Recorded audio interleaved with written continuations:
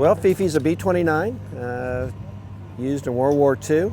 They made 3,970 roughly B-29s. This is, until recently, the only one left flying. Fifi's owned by the Commemorative Air Force, and we honor American military aviation and honor our veterans by keeping a lot of the World War II airplanes flying. And the main thing is to educate people maybe that the freedoms we enjoy today weren't free. They're not free. A lot of people sacrificed a lot back in World War II, especially the greatest generation, for us to enjoy now what we enjoy, the freedoms that we enjoy. We think that's important to stress, especially the younger generation now that don't necessarily study World War II or any of the past wars. So it's important to let them know that and let them see the history and let them touch it and feel it and let them know what happened and why we get to live the life we do now. This particular aircraft did not see combat, and that's one of the reasons it's still here. It came out late in the war and was assigned to a training mission, so it was used as a trainer, and it was used for several different things. It might have had radar on it at one time for radar training, pilot training, that kind of stuff. It's got an observation seat behind the pilot for the Czech pilots to ride in. So it was used for training for most of its life. Then it went to China Lake when it was retired, and it was out there at the naval base there, used for target practice by the Navy. This one luckily was kind of in the center of the pack, and it didn't ever get pulled out to the gun range, so it didn't have a lot of holes in it. So it was one of the best airframes left out there when they went out there to salvage the B-29s. So there's still some World War II stuff in there. We've got original type radio racks in there, which we don't use. We use modern radios. We've been updated, to fly in today's airspace. But we got a lot of original radios in there, and we've got a guy that travels around with us at time to time, and he used to, talks to people all over the world on the radios.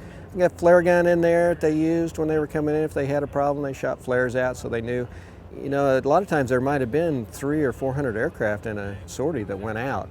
So when they're coming back in, if they needed special help, they shot a flare off. A different color meant different things. So we've still got one of those in there. We've got a sextant in there where they shot the stars up through the top dome up there on the top. Don't know how to use it, but they did back then, and that's how they navigated. We've got the gun sights. We've got a Norden bomb sight up in the front that they would have used to drop the bombs. And we've got all the gun sights on here. They don't let us shoot now, but we've got all the sights on here. So a lot of neat history in there. It's still wide open. You can go in there, you can see all the cables and pulleys and wires and all that kind of stuff. It wasn't built for comfort, as we say, it was built for war. So it flies different than maybe anything else that you've flown. It's not hard to fly, it's just different. It's a fairly heavy aircraft at the speeds we fly it anyway. So it takes a lot of control movement, a lot of yoke movement. You'll watch us when you see us landing. We're kind of doing, they call it the duck and weave. We're looking all around. And a lot of that's because we're sitting so far back from the front windows and they're all curved. And when you're looking through them, you think you're lined up on the runway, you look through a different panel and you're like, oh, we're off about 3 or 4 feet. And you look through a different panel, we're off. So we're trying to average that out to figure out where the center line is. And that's probably the hardest thing, is taxiing it and landing it on the center line. But taxiing it's a challenge compared to new airplanes. A lot of the taxiways aren't wide enough for us, so our outboard engines are out over the lights. So you see us taxiing around a lot with the outboard shut down and X'd. That's to clear the lights on the narrow taxiways. So this airplane is engineer intensive. He does all the work, really. We just kind of point it, where we fly it from the front, but he's running the throttles and makes sure he does all the starting. It takes a while to get them started. He starts out pre-oiling each engine. It takes a minute per engine. They pre-oil it, and then they turn them through to make sure there's no hydraulic lock in the engine, and that takes another couple seconds, Then they start them, and by the time you get the fourth one started, the first one's already warmed up. So it takes 20 minutes or so really to get it all going. And that was a problem in the original B-29s. They say they lost like one for every mission that went out to fire, because they had a little different exhaust system on them, and they overheated on the ground really bad. So by the time they got the fourth one started, the first one was maybe catching on fire, so they had to hurry.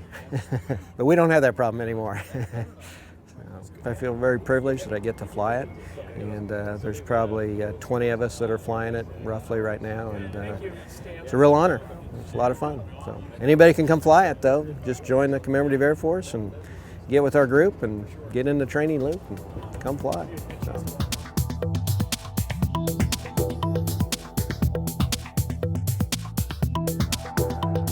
Aero-TV is brought to you by